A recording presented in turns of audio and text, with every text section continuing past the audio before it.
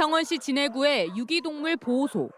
다양한 견종 199마리의 목소리는 물론 움직임까지 건강해 보입니다. 한 백두는 버릇이다 볼 수 있고, 백두는 길에 떠돌아다닌다든지 어느 공장에 들어가서 새끼 내가지고. 창원시는 이 보호소를 올해 2월 말쯤 폐쇄할 계획을 세웠습니다. 40억 원을 들여 지난해 문을 연 창원통합보호센터로 통합 운영하겠다는 건데 문제는 유기견들의 거처입니다. 이미 마산과 창원의 유기견들이 옮겨진 통합보호센터의 남은 자리는 40여 마리가 들어갈 공간뿐입니다. 진해 보호소 유기견 199마리를 수용하기에는 턱없이 부족합니다. 창원시는 통합보호센터 규모를 확장하는 대신 유기견 수를 줄이기로 했습니다. 실제로 지난달에만 89마리가 안락사했습니다. 이 강아지의 이름은 예랑입니다. 2월 말까지 입양이 되지 않고 별다른 대책이 마련되지 않는다면 안락사될 처지에 놓일 수 있습니다. 동물보호단체는 창원시가 당초 계획대로 통합보호센터를 건립하지 않아 대량 안락사를 자초했다고 주장합니다. 입양을 할 수 있고 개체들을 줄일 수 있는 노력을 해보자라고 말씀하고 사흘 뒤에 애들을 80마리를 다 죽였습니다. 복지를 위해서 개들을 줄여야 된다. 도대체 누구를 위한 복지인지 저희는 잘 모르겠습니다. 동물보호단체의 주장이 맞는지 창원시의 공모 내용을 살펴봤습니다. 창원시는 사업 공모 당시 700여 마리를 수용할 수 있는 통합보호센터를 2층 규모로 짓는다는 계획이었지만 실제로는 약 40%가량 면적이 줄어든 1층 규모로 건립됐습니다. 창원시는 건축 비용이 오른 데 비해 예산은 한정돼 어쩔 수 없다는 입장입니다. 설계 관련 회의를 거쳐가지고 규모가 축소가 됐네. 취재가 시작되자 창원시는 안락사 계획과 진해 보호소 2월 말 이전을 전면 재검토하기로 했습니다. 같은 기질의 강아지를 많이 이제 파악을 해서 그 공간에 입식을 시키는 게 최선의 현재 상황으로 최선일 거고요. 올해는 500두로 확대해서. 한편 동물보호단체는 진해 보호소를 존치하고 통합센터의 적정 공간이 확보될 때까지 집회를 이어가기로 했습니다. 동물공감연대가 오늘 기자회견을 열고 건립에 40억 원을 쓰며 자랑했지만 결과는 250마리 집단 학살을 해야 하는 참혹한 상태라며 집단 학살을 중단하고 통합보호소에 추가 공간을 확보하라고 요구했습니다.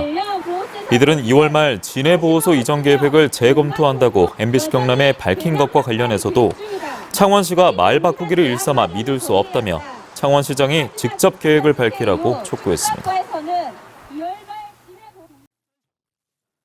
반려동물을 위한 지원센터와 통합동물보호센터 2개 동으로 건립된 창원 펫빌리지는 국비와 도비 1296억 원이 투입됐습니다.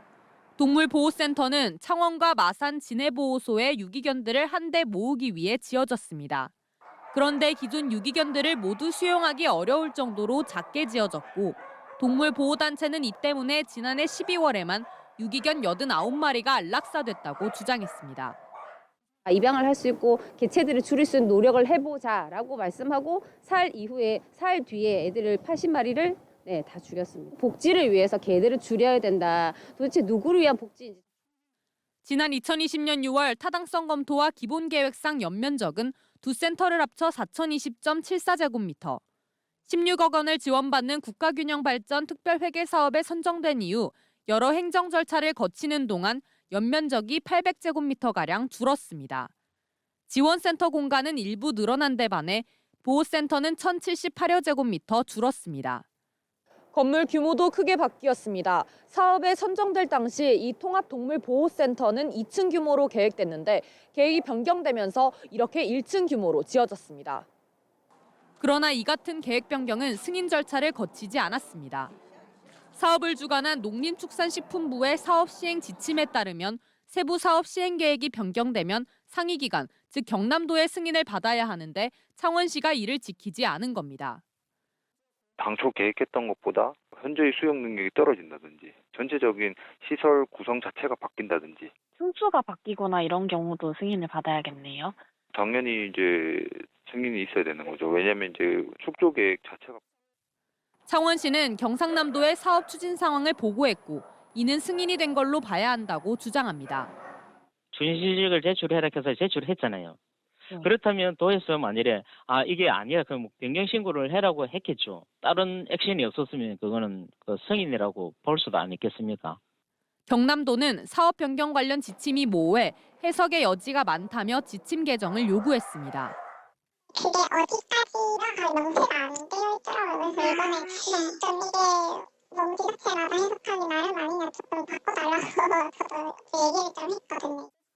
농림축산식품부는 경상남도와 창원시가 관련 법과 지침 등을 위반했는지 따져보기로 했습니다. MBC 뉴스 이선영입니다.